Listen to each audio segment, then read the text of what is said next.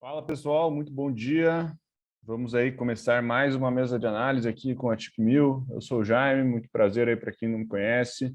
Estamos aí já há quase 3 semanas liderando a mesa de análise aqui da TIC1000 juntamente com o meu sócio, com o Ricardo. A gente sempre procura aqui passar alguns ativos internacionais de grande relevância e não tem como negar que nesses últimos dias boa parte desses ativos tem mostrado elevada volatilidade, especialmente puxado por Banco Central norte-americano e toda aquela narrativa do aperto monetário, né? Está cada vez mais concreto por lá, bem como a crise da Rússia e Ucrânia, né? Então, acho que esse aí é o grande X da questão para o momento, é onde tem causado mais alvoroço, com certeza. E vou trazer aqui alguns updates do que aconteceu no final de semana, né? Então, ontem, especialmente, foi um dia bastante movimentado para o tema, porque o presidente da França, o Macron, ele passou um bom tempo ao telefone lá com seus colegas de Rússia, Ucrânia e Estados Unidos, tentando articular para que os líderes formem uma cúpula para discutir essa paz, né, a paz na região. E ele conseguiu sim falar tanto com o primeiro-ministro russo quanto o primeiro-ministro ucraniano, bem como o presidente norte-americano. Então, ele falou com o Putin, falou com o Zelensky e falou com o Biden. Primeiramente, né, ele conseguiu fazer lá uma reunião juntamente com o Putin e Zelensky, demonstrando os três disposição em buscar uma solução diplomática, né, mas obviamente que o Putin reiterou que seria necessário que a OTAN, né, as tropas da OTAN, parassem de avançar em território ucraniano quanto antes, caso contrário, volta todo aquele jogo de ameaça por parte da Rússia. E depois o Macron foi lá e conseguiu fazer uma reunião também, né? Telefonou para o Joe Biden, que concordou em princípio com uma reunião com o Putin, desde que a Rússia não ataque a Ucrânia. Então, o Macron acabou fazendo esse papel de intermediário, de falar com os dois lados. Os dois lados não se falaram diretamente, né? Então, os Estados Unidos, o Putin não falou diretamente com o Biden, nem o Biden com o Putin. O Macron fez esse meio campo, só que, né, a retórica segue sendo a mesma, né? O presidente norte-americano fala que só vai topar caso a Rússia não avance no território ucraniano, e o Putin fala que só vai topar caso as tropas da OTAN parem de avançar em território ucraniano, né? Então, é toda a narrativa que a gente já tem visto desde quase 30 dias aí, né, que se intensificou o noticiário a respeito sobre. Então, nada muda, né? O mercado ainda entende que tem bastante risco na mesa. Obviamente que uma reunião, né, de portas abertas entre os três líderes, Ucrânia, Estados Unidos e Rússia, seria algo inédito para esses últimos 30 dias. Vamos acompanhar cenas dos próximos capítulos. Acredito que não esteja nada próximo de se resolver o tema, né? Também sou um pouco cético em relação a grandes medidas que possam ocorrer, mas eu acho que tem uma novela aí que vai se arrastar por mais um bom período, né? Vamos ver. E isso tem gerado muita volatilidade se tratando de mercado, porque, como a gente sabe, né? Deixa eu até dividir a tela aqui com vocês, os ativos de risco tendem a se comportar mal, né, em períodos de incerteza, e a gente viu isso claramente em algumas bolsas, daí por isso eu trouxe hoje. Eu quero falar com vocês de euro-dólar, né, que é o padrão mais negociado aqui de vocês, mas eu trouxe também tanto o Bitcoin quanto o índice das 50 maiores ações da Europa, né, o Stoxx 50. Então, procurei trazer dois ativos de risco para mostrar o quão negativo está o gráfico, né, como que a tendência está claramente para baixo. Bem, vamos começar com o euro-dólar, que na verdade eu falei com vocês na última quinta-feira, o Ricardo falou com vocês na última sexta-feira, e nada muda muito na análise, né? O euro-dólar ele tem apresentado, querendo ou não, uma baixa volatilidade comparado com os outros ativos de risco, né? Pensando que, inclusive, o euro-dólar não é um ativo de risco, né?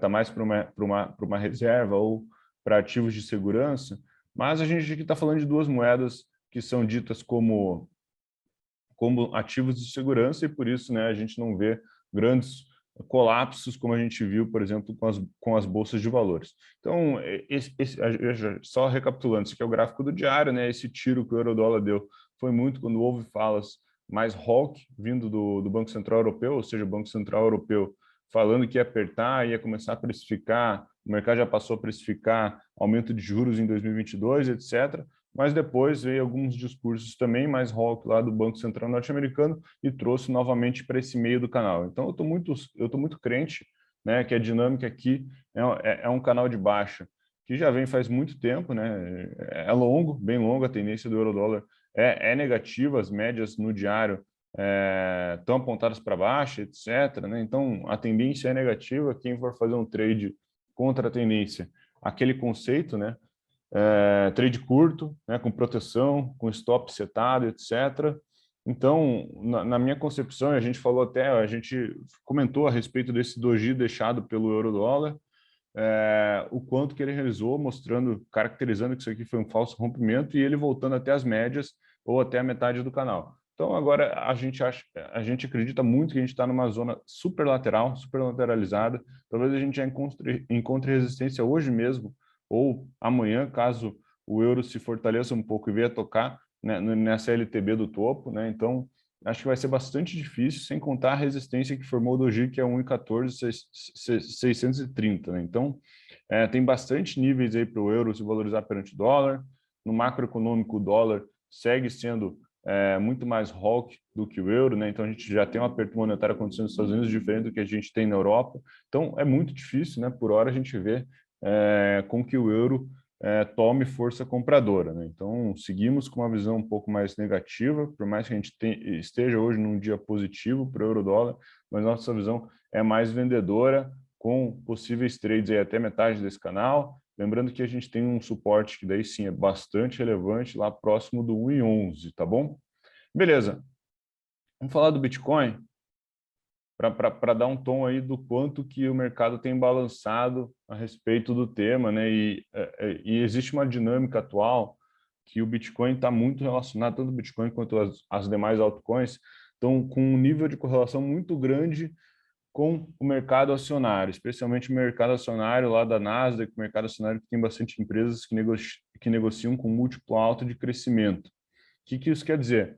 Né, teve uma narrativa que se construiu aí ao longo de 2020, especialmente pós-crash do Covid, que as criptomoedas elas teriam uma propriedade de reserva de valor, especialmente Bitcoin. Então, conforme a inflação avançasse ou conforme a gente tivesse incertezas, né, seja geopolítica, seja macroeconômica, o Bitcoin teria uma valorização porque ele seria dito como um ativo aí para quem está fugindo do risco, né? Só que, né, a correlação com a Nasdaq nesse momento de sell-off que a gente vê lá fora cresceu muito e hoje o Bitcoin está se comportando muito parecido com os índices de tecnologia. Por quê, né? Então, a gente meio que, a gente não, né? O mercado, a narrativa atual, eu não sei se é exatamente isso que vai perdurar no longo prazo, mas o mercado está acreditando, né, que tanto os criptoativos quanto as ações que se negociam lá com uma taxa elevada de crescimento no futuro tendem a ser penalizadas quando a gente tem incerteza. Então, aqui o gráfico do Bitcoin não me deixa mentir, né? Desde quando a gente começou a ver aquela queda acentuada, né, da Bolsa Norte-Americana, do S&P 500 e da Nasdaq, o Bitcoin também veio caindo junto. E agora a gente tem alguns solavancos para cima, né? Uma tentativa de recuperação, inclusive esse cenário aqui era positivo, né? A gente estava vendo uma alta interessante aqui, né? Saltou mais de 20%, já chegou a bater quase 20% ao longo de 2022, mas agora a gente voltou a realizar, especialmente com a intensificação do tema Rússia e Ucrânia. O que a gente está enxergando, né? Claramente esses 35, 32 ali é o grande suporte do Bitcoin. Até então eram os 40 mil dólares, mas a gente acabou perdendo os 40 mil dólares. Hoje o Bitcoin novamente amanhece com uma tendência negativa, né? Inclusive deixando um gap aí de baixa. E a gente tem, né, por hora, boas chances aí de visitar novamente esse suporte dos 35 mil dólares, o que é bastante perigoso, né? Caso contrário, né, a gente sinceramente está duro aqui um pouco o gráfico, né? Uma compra bem para quem gosta de acumular, para o cara que está comprando talvez mais barato, para pensar no longo prazo, mas para quem está procurando operações de curto prazo, hoje, né, é uma compra total contra a tendência, né? A gente viu agora, inclusive, de volta a média de 9 cruzando para baixo, a média de 21 e a média de 200, inclusive, também não chegou nem a ser tocada e está apontando para baixo. Então, estamos numa tendência de baixa, né? A gente pode até talvez fazer um pivô de baixa aqui, caso a gente rompa essa mínima dos 35, ou, né, dá para dizer que a gente tocou nos 44 e foi a resistência no momento. Foram alguns toques do gráfico diário, a média de 200 está um pouco acima, e mesmo assim a gente não conseguiu romper e voltou a realizar. Quando você pega, né, o IFR, ele ainda não está sobrevendido, mas vocês podem até dar uma olhada, e a gente operou por muito tempo com o IFR sobrevendido, mostrando o quão forte estava o movimento vendedor do Bitcoin.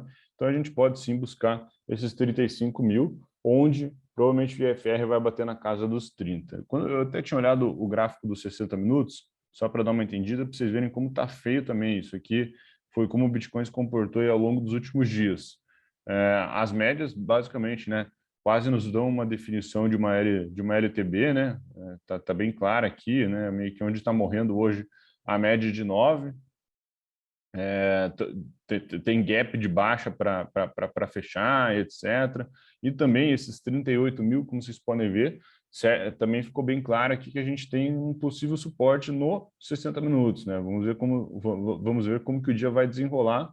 Nos 60 minutos a gente já tem um índice, já tem um nível de sobrevenda no Bitcoin, mas novamente, ele está muito ditado pelo aspecto macro, e o aspecto macro está se passando pelo aperto monetário dos Estados Unidos, e especialmente nesse momento pela crise da Rússia e Ucrânia, e isso aí não parece que vai ser resolvido de forma tão rápida, né? Bitcoin, então, novamente, tendência negativa para baixo, um trade de curto, de curto prazo vai ser bastante difícil você conseguir algo longo na ponta comprada, e por hora estamos enxergando que caso a gente perca esses 38 mil, que é um suporte dos 60 minutos, a gente pode sim visitar aqueles 35 mil dólares.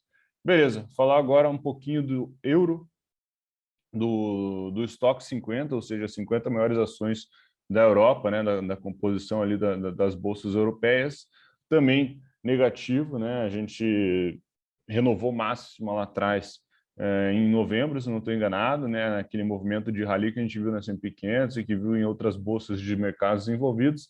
Desde então, o mercado realizou com bastante intensidade, né? Especialmente quando a gente teve alguns episódios de ficar claro para o mundo que o aperto monetário estava começando. E agora, né, eu estava olhando até o gráfico do diário, fazia tempo que eu não olhava o Euro 50, e a gente vê, parece que tem um ombro, cabeça a ombro, né? E a gente está muito próximo de perder o último nível, né, desse ombro aqui. Perdendo isso aqui, eu estava até lendo agora uma análise do Société Générale, que é um banco francês, comentando que a gente poderia ver o Eurostoxx também indo a 3.860, né? Seria uma bela de uma queda. A última vez que a gente foi a esses níveis, deixa eu até tirar o gráfico aqui, ó, faz um bom tempo, né? Foi lá por meados de 21, então seria uma queda expressiva. Hoje, novamente, a gente amanheceu com um gap de baixa, né? O mercado hoje está muito olhando ainda a Europa e tal, chegou a ontem à noite negociar, né, o futuro americano com uma alta, mas novamente já virou a alta para queda, e está todo mundo esperando quais são os próximos episódios que vêm lá de Rússia e Ucrânia. Mas aqui, então, como eu falei, né, ombro, cabeça a ombro, podendo ficar, podendo ser perdido e confirmado o padrão, e a gente teria ali esses 4.040 é o atual nível de suporte, caso contrário seria o 3.860, uma queda bem expressiva, né, uma oportunidade aí para quem pode operar vendido no Eurostoxx 50. As médias também estão para baixo, a média de 200 ok, né, está um pouquinho mais para cima ainda, um pouco segurando, mas você vê claramente também, né, você pode até traçar uma LTB aqui, ou até um canalzinho, você vê claramente que a gente faz, né, mesmo os topos que a gente formou, são topos que vão caindo, né, então são topos e fundos descendentes num padrão gráfico bem tradicional, junto com ombro, cabeça a ombro. Então, bastante apreensão em relação também ao índice acionário das principais ações europeias. Bem, era isso que eu tinha para falar para vocês, né? Acho que o cenário segue muito focado em Rússia e Ucrânia, com quase todos os gráficos dos ativos de risco com tendência de baixa, né? Seja o mercado acionário ou o mercado de criptoativos. Vamos acompanhar, final do dia eu volto para vocês para a gente comentar, né, se esses alvos aí que a gente falou de Bitcoin, Eurostoxx e Eurodólar foram atingidos ou não, e a gente faz mais um overview do que rolou na macroeconomia. Beleza, pessoal? Um abraço e até às 6 da tarde.